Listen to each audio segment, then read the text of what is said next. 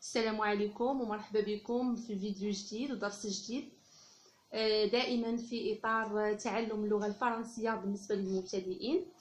الدرس ديال اليوم إن شاء الله كيف ما كتشوفوا هو إمتى كنستعملوا لوغ افيك اس اي لوغ سان اس، متى نستعمل لوغ بدون اس ومتى نستعمل لوغ مع اس. هذا هو الدرس ديال اليوم. هنا عندي 3 ديال الجمل غادي نشوف امتى كنستعمل كل وحده فيهم، وهذا تلخيص ديال الدرس. اذا لوغ كيكون عندها جوج المعاني في لا فراز، اما كتكون برونون بيرسونيل واما كتكون عندها علاقه بالملكيه ادجيكتيف بوسيسيف. هادو هما الحالات. غنبداو بلوغ يعني sans s. Un pronom personnel placé avant un verbe ne prend pas de S. بمعنى آخر، عندما تأتي لوغ قبل الفعل تكتب بدون S، وكتكون المعنى ديالها هو pronom personnel. Leur adjectif possessif placé avant un nom ou singulier ne prend pas de S. يعني عندما تأتي لوغ قبل اسم مفرد فهي لا تأخذ S. الحالة الأخيرة لوغ avec S, adjectif possessif placé avant un nom au pluriel prend un S. يعني ملي كتكون عندما تأتي لوغ قبل اسم جمع فهي تكتب بS. إذا كتلخيص لهاد الحالات يعني بثلاثة، لوغ كتكتب بلا اس في حالتين: عندما تأتي قبل فعل وعندما تأتي قبل اسم مفرد. هادو هما الحالات اللي كنكتبوا فيها يعني لوغ بدون اس. لوغ افيك اس كتكتب في حالة وحيدة وهي عندما تأتي قبل اسم جمع، ملي كتجي قبل من الاسم جمع. باش كنعرف الاسم واش هو جمع ولا مفرد كنشوف الاخر ديالو. الاسم الا كان الاخر ديالو اس او بيان اكس كنعرفو راه او بلوريال، لان العلامه ديال الجمع هي اس، يعني الاسم كتكون فيه اس في الاخير او اكس كنعرف بان الاسم ماشي مفرد وانما جمع. الا ما كانش فيه لا اس لا اكس كنعرف بان الاسم هو سينغولير يعني مفرد. اذا غندوزو الجمل. لا فراز الاولى je ne leur dirai pas la vérité.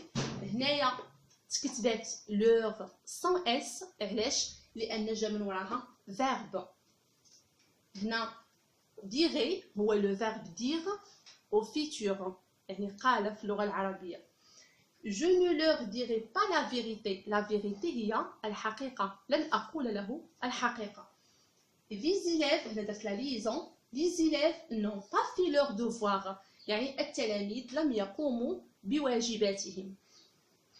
هنا leur كتبناها avec s. علاش؟ لأنها اللي من وراها هو اسم في الجمع، يعني هو un nom au pluriel، والعلامة ديال الجمع هي s à la fin. Les enfants embrassent leur maman. هنايا غنكتبوا leur sans s. leur sans s علاش؟ لان الكلمه ولا الاسم اللي كاين من وراء leur هو مفرد ماشي جمع، هادشي علاش غنكتبها بدون اس. الان غادي نمر واحد التطبيق قصير يعني على كيفيه الاستعمال ديال leur avec s et leur sans s. غنواصلوا الدرس ديالنا بهذا التطبيق باش نفهموا مزيان امتى كنستعمل لوغ افيك اس اي لوغ سون اس. غنبدا بلا فراز الاولى. الجمله الاولى je leur écris une lettre. je يعني انا، écrit اكتب، une lettre رساله، une lettre رساله. je leur écris une lettre. هنا اش اين لوغ غادي نكتب؟ واش لوغ افيك اس او لوغ سان اس؟ غادي نكتب لوغ سان اس بلا اس بدون اس. علاش؟ لان من وراها من ورا لوغ كاين فيرب. écrit هو لو فيرب écrire يعني كتب في اللغة العربية. إذا غنكتب لور sans اس. إذا كتبت لور بلا اس حيت كاين من وراها فعل، حيت جات قبل فعل. الجملة الثانية les élèves rangent leurs affaires يعني التلاميذ يرتبون أدواتهم. إذا غنكتب لور افيك اس او بيان لور سان اس. قبل ما نكتب لور واش باس ولا بلا اس خاصني نشوف الكلمة اللي كاينة من ورا لور. الكلمة اللي غتجي من ورا لور او بعد لور هي افير. كنشوفها واش هي فيرب؟ نو ماشي فعل. واش هي اسم؟ ان نون. وي يعني ان نون. واش هو او سينغولير او بيان او بلوريال؟ هو او بلوريال. افير هي كلمة او اسم جمع. علاش؟ حيت كاينه اس على fin. الا كانت اس قلنا يعني في الاخر ديال الكلمه بمعنى انها جمع، واذا كانت جمع غنكتب لور باس. اذا غنكتب لور افيك اس. علاش؟ حيت جا من وراها اسم جمع. لا فراز الثالثه les enfants ont cassé leurs jouets.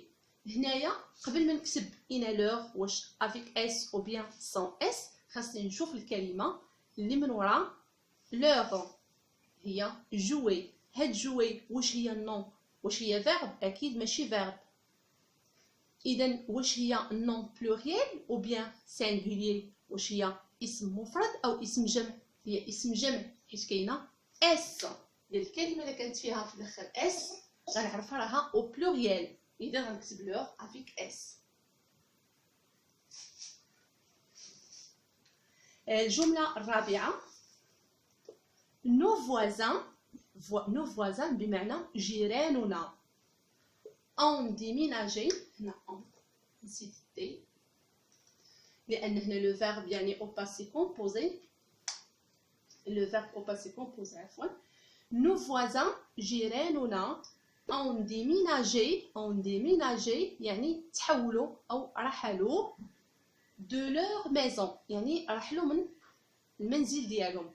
اذا انا لو غادي نكتب خاصني نشوف الكلمه اللي من ورا لور واش هي نون ماسكولين نون سينغولير او بيان نون بلوريال. ميزون هي اسم مفرد يعني ما فيهاش اس في الاخير يعني مفرد. اذا غنكتب لور بدون اس.